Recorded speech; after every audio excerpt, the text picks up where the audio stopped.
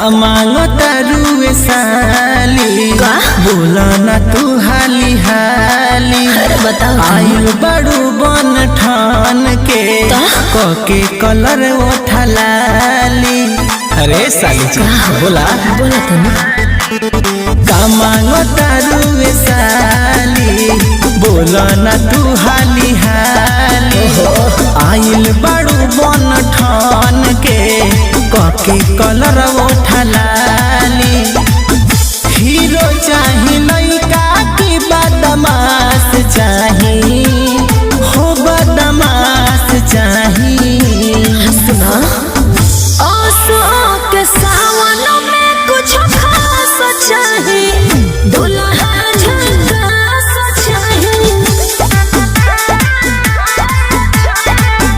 ओसो के सावन में कुछ खास चाही दुल्हा झकास चाही।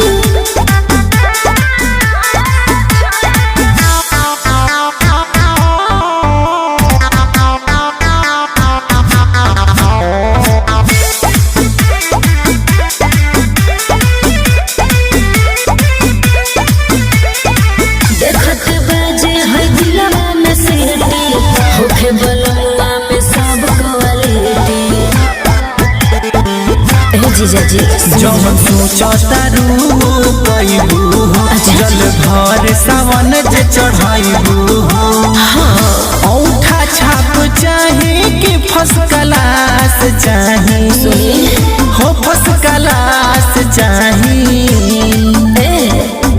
ओसो के सावन में कुछ खास चाही दुल्हा झकास चाही।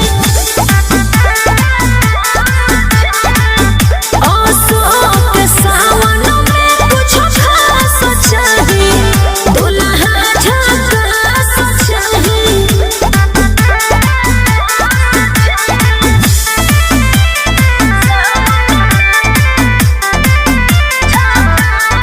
Music by Arya Sharma। गोर होखे चाहे सावर मुखड़ा बुझे उ हमके करे जाके टुकड़ा। बुझा जाने वो मिली हमरे नियन बवाल हो जीजा कहेले तोहर विशाल हो अपना भोले बा